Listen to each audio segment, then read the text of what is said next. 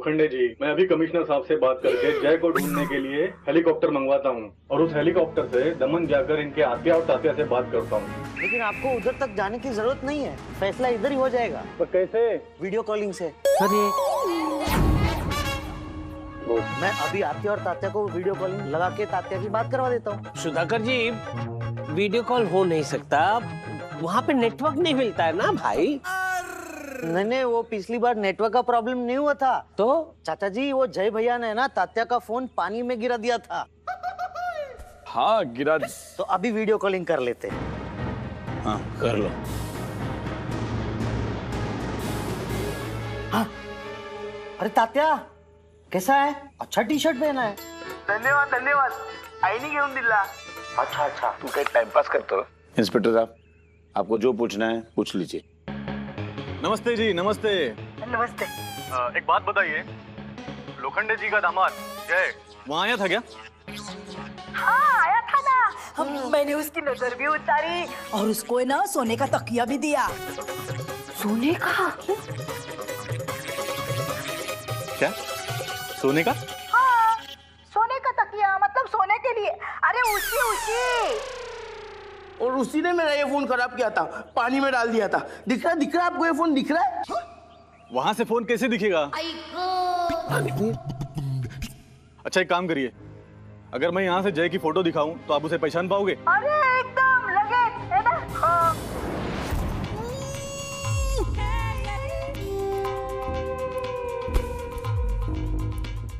लोखंडे जी।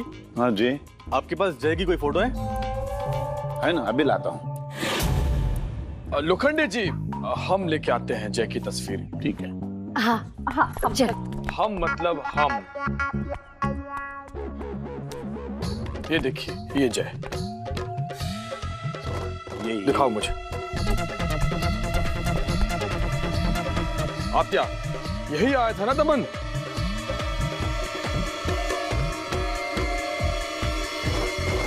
अरे हाँ, भाई भाई एकदम यही है, यही है ना? हाँ।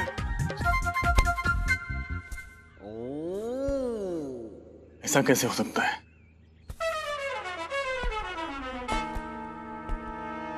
हो गई आपको तसल्ली?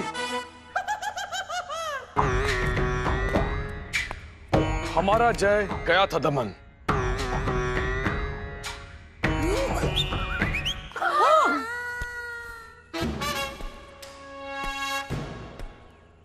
इसका मतलब कुछ तो गड़बड़ है। जय आखिर गया तो गया कहाँ? ये सवाल तो हमें आपसे पूछना चाहिए कि हमारा जय कहाँ गया। आप बताइए। इसका जवाब तो मेरे पास भी नहीं है, लेकिन बहुत जल्दी होगा। मैं पूरा दमन छान मारूंगा, दमन की ईंट से ईंट हिला दूंगा, लेकिन जय को ढूंढ कर निकालूंगा। अच्छा, ये मेरा आपसे वादा है लोखंडे जी, क्योंकि मेरा हर काम एकदम परफेक्ट होता है। चलता हूं। जय, ये पुलिस वाला अगर दमन पहुंच गया ना तो खाम खा बखेड़ा खड़ा हो जाएगा। सही बोल रहे हो अंकल। जय भाई दमन चला गया है ऐसा तो हमने बोल के पुलिस को पटा दिया, लेकिन आत्या और तात्या को मिलने के बाद जय भाई किधर गायब हो गया है, उसका क्या? वो क्या बोलेंगे? अब सिर्फ एक ही रास्ता बचा है।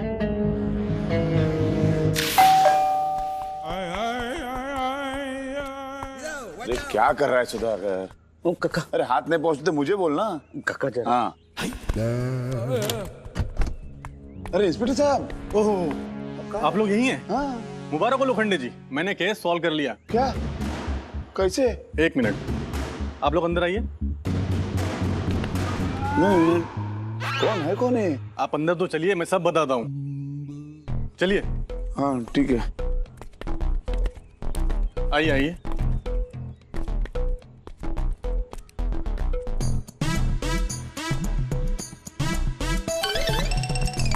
हाँ तो लोखंडे जी, ये है परमवीर सिंह जी। हेलो। आज सुबह जब ये मेरे पास कंप्लेंट लिखवाने आए, उसके बाद मुझे सारा केस समझ में आ गया। पूरा केस क्या है अभी तक किसी को समझ में नहीं आया, है ना? हाँ, केस किसी को कहाँ समझ में आया है? इंस्पेक्टर साहब, आप जरा विस्तार से पूरी बात बताएंगे तो हम सब समझेंगे। ऐसा कहना चाह रही हैं जय की माँ।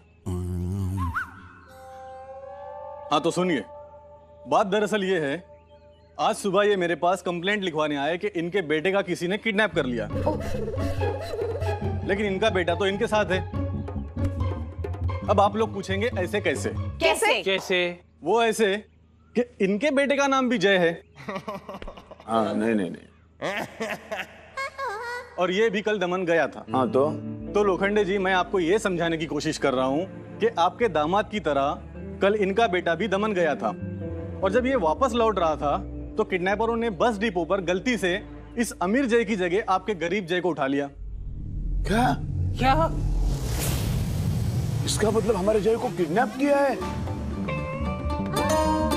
अरे देख सुधाकर क्या कह रहे हैं।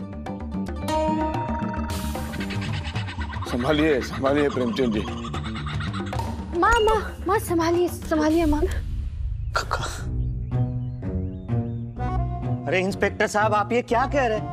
अभी बेटी की शादी करके टेंशन कम हुआ है, आप एक और टेंशन दे रहे हैं? अरे नहीं, किडनैप हुआ नहीं, किडनैप हुआ था। हाँ अच्छा। हाँ मतलब ये है कि अब तक किडनैपरों को ये पता चल गया होगा कि उन्होंने गरीब जय को उठाया है, इसलिए उन किडनैपरों ने अब तक आपके जय को छोड़ दिया होगा। अरे वाह, अच्छा ठीक है।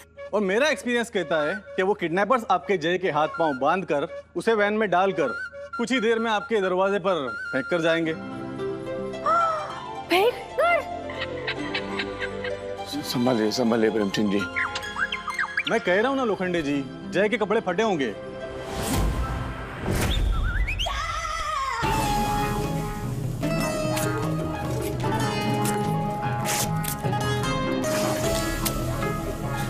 किडनैपरों ने उसे भूखा भी रखा होगा। अरे भगवान। और मारा पीटा भी होगा।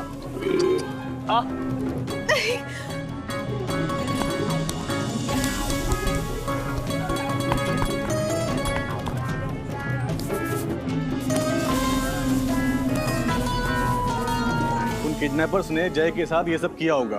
आई। लेकिन कोई नहीं, अभी कुछ देर बाद उसे आपके दरवाजे पर छोड़कर जाएंगे।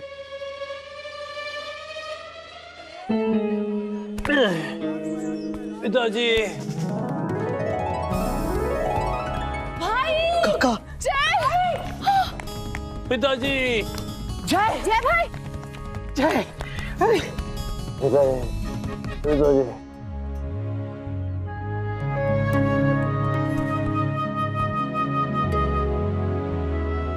बेटा कहाँ थे तुम?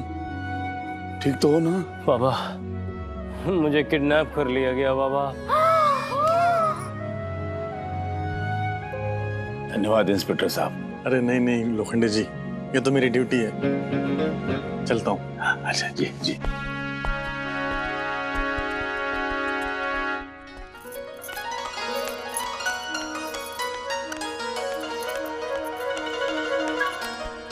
जय, तुम कहाँ रह गए थे? ये क्या हाल बना रखा है तुमने? तुम ठीक तो हो ना?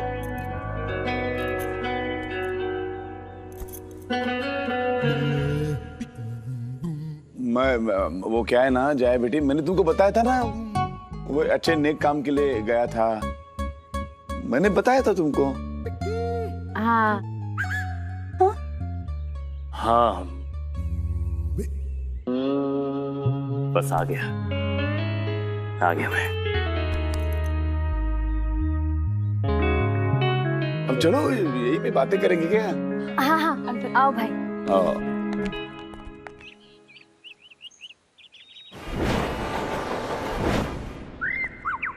सुधाकर, एक बात है, बहुत ही महत्वपूर्ण बात है, लेकिन मुझे याद ही नहीं आ रही है। काका, क्या? वो कल सब्जी वाले को पैसे दिए थे कि नहीं? अरे वो नहीं रे, वो बहुत छोटी सी बात है, ये बहुत महत्वपूर्ण बात है और बहुत पुरानी बात है। अच्छा, आपके वो पाटिल सर, उन्होंने गणित के गृह पाठ याद करने के लिए दिए थे, वो याद कर रहे हैं? अरे वो नहीं रे, इतनी भी पुरानी नहीं है ये। अभी जय की शादी हुई ना, वो तो शादी के दरमियान वाली बात है। तो क्या है, मुझे यो याद क्यों नहीं आ रहा है? अरे काका, क्या हो गया? शादी के दिन दाल कैसे गिरी थी वो? सुधाकर, तू कोशिश मत कर, मैं खुद कोशिश करूंगा, मुझे याद आ जाएगा। ये शादी है। लोखंडे जी को हमारी सारी सच्चाई के बारे में पता चल गया है। उनके सर पे ना एक बहुत बड़ा नारियल गिर गया, इसलिए उन्हें कुछ नहीं याद। अरे बाप रे, ये लोखंडे जी कहीं हमारी अमीरी की बात तो याद नहीं कर रहे? प्रेमचंद जी, जी मैं थैली में नहीं हूँ, नहीं यहाँ हूँ। मैं कुछ और देख रहा था कहीं।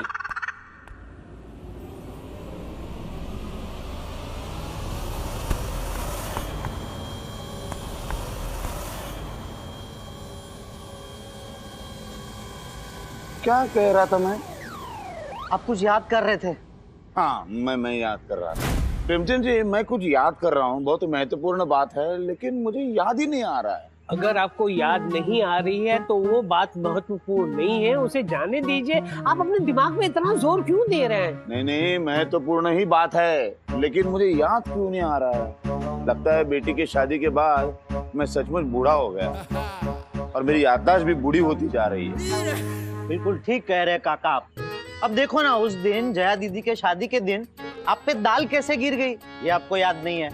जया दीदी ने आपको फोन किया था, लेकिन उस वक्त आप कहाँ पे थे ये आपको याद नहीं आ रहा है।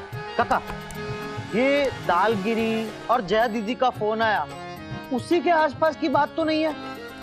याद कीजिए, याद कीजिए। ये सुधाकर तो आज लोखंडे जी को याद दिलवा कर ही रहेगा। दिल तो करता है कि पूरा नारियल का झाड़ उसके सर पे पटक दूं। याद आ गया। प्रेमचंद जी, अरे कहाँ गए प्रेमचंद जी? मैं यहाँ हूँ। वहाँ कहाँ रह गए? आइए। अरे मैं सही जगह पे हूँ। आप लोग ऐसे बात करते करते आगे निकल गए, मैं तो यहीं पे खड़ा था। देखो, ये भी आपको याद नहीं है। यही तो आपको याद नहीं है ना, आप लोग बात करते करते आगे निकल गए। वो जाने दो, मुझे याद आ गया। क्या याद आया आपको? क्या याद आया? प्रेमचंद जी, मुझे ये याद आ गया कि मैं क्या याद कर रहा था। अच्छा। वो जया की शादी के 1 महीने पहले ज्ञानचंद जी ने मुझे अकेले में एक प्रवचन दिया था, लेकिन उसका सार क्या है मुझे कुछ याद नहीं आ रहा। अगर प्रवचन का सार याद करते करते अमीरी की बात याद आ गई ना, तो उसका असर अच्छा नहीं होगा। इनको रोकना पड़ेगा। आप चिंता न करें, मैं ज्ञानचंद जी को अभी फोन लगाता हूँ और उनको कहता हूँ कि आपको वो प्रवचन फिर से सुनाए, ताकि वो सार आपको याद आ जाए। अभी बात करता हूँ।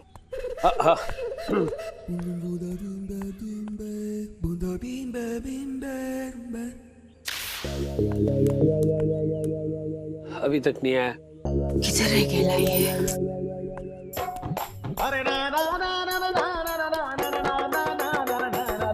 अब क्या मुसीबत आ गई? इतना इंपॉर्टेंट काम छोड़ के आऊं मैं। अरे दीपक, तो ये लोबड़ी का कॉस्ट्यूम पहनकर कहाँ से आ रहा है? ये शेर का कॉस्ट्यूम है, शेर का।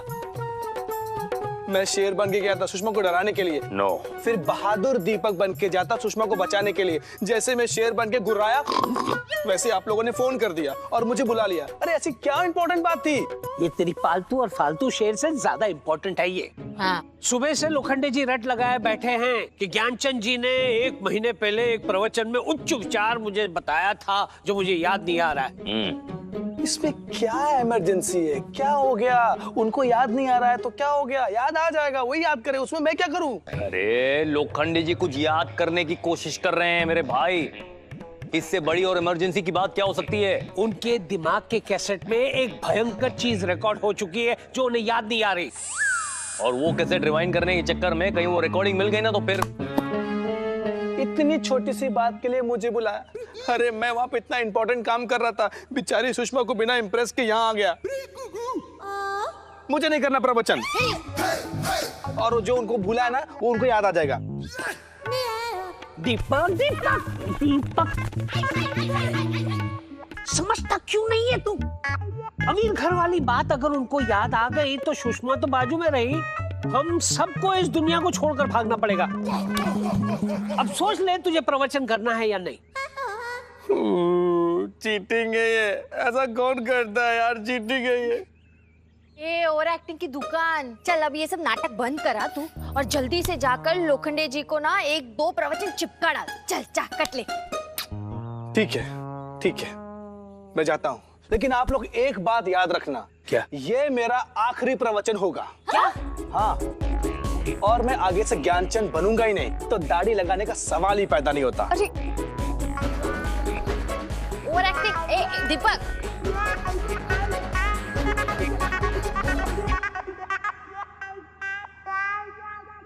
क्या करें?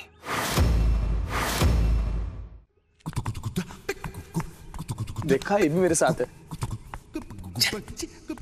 अरे अंकल, कहाँ फंसा रहे हो आप? अब तक गार्डन में होता तो सुषमा के साथ रोमांस कर रहा होता, ठंडी ठंडी हवा खा रहा होता। क्या पार्क में आदमखोर शेर आ गया? ऐसे कैसे आ गया? उसको जाली है ना, जाली तोड़ के आ गया। तो उसको अंदर किया कि नहीं? पिंजरे में बंद करना चाहिए ना। और ऑफिसर साहब, वो जाली देखो, ठीक करो उसको।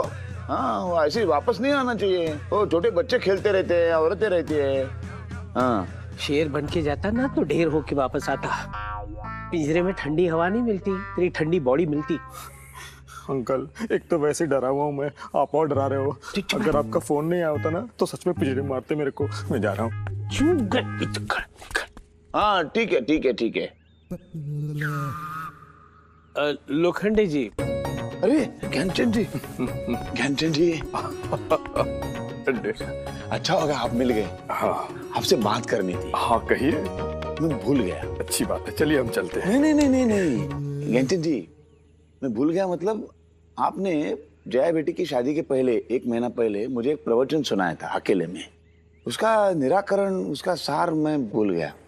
छोड़ो कल की बातें, कल की बात पुरानी। नहीं, ये नहीं था, दूसरा ही था। अरे मैं प्रवचन नहीं बोल रहा, मैं बोल रहा हूँ छोड़ो कल की बातें, कल की बात पुरानी। अच्छा। हम आपको नया नवेला प्रवचन सुनाएंगे लोखंडे जी। जी है ना छोटू? बिल्कुल। हाँ जी।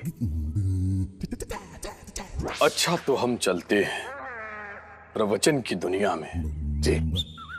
तो कवि कहते हैं, नी बटरफ्लाई बन के तू ले अंगड़ाई तन के, नी आजा कुड़ी आजा खेतों में, आ गदर मचाएंगे, एक पेड़ लगाएंगे हम, नी आजा कुड़ी आजा खेतों में। माँ बापू जी, ये आप क्या बोल रहे हैं? आजा कुड़ी आजा खेतों में? आप प्रवचन ही दे रहे हैं ना? उनको पूरा तो करने दो। तो बैठ। माँ बापू जी, हाँ, क्षमा कीजिए। ये जो कविता है, इसके अंदर जो पवित्र अर्थ छुपा है वो हमें बता दीजिए। ये विचारामृत सुनने के लिए हम सब अधीर हो चुके हैं। हाँ अवश्य। तो कवि कहता है, बटरफ्लाई बन के तू ले अंगड़ाई तन के, तू आजा कुड़ी आजा खेतों में। अर्थात कुड़ी जैसा नाजुक मन लेकर, भगवान की भक्ति के पर लगाकर, ईश्वर चरणों से बने इन मंगल खेतों में आजा और भक्ति रस में समा जा। बहुत अच्छे। हाँ बापू जी, बहुत अच्छे। वाह चाचा जी वाह। आगे। आजा कुड़ी आजा खेतों में चद्दर बिछाएंगे। नहीं दाई माँ, गदर मचाएंगे, है ना माँ बापू जी? हाँ सुधाकर, हम गदर मचाएंगे, एक पेड़ लगाएंगे हम, आजा कुड़ी आजा खेतों में। वाह। अर्थात गदर मचाएंगे, भगवान की भक्ति का गदर मचाएंगे, पेड़ लगाएंगे, जो पेड़ पूरे संसार के लिए प्यार का प्रतीक हो, ऐसे भक्ति भाव पूर्ण वातावरण के खेतों में आजा। वाह वाह वाह, धन्य हो गए आपके विचार सुनकर। हाँ देखा। तो अब मेरे साथ मिलकर इस भजन का लुत्फ उठाइए और खड़े होके इस भजन का आनंद उठाइए, इस सत्संग का आनंद उठाइए। चलिए, तो आइए हमारे साथ।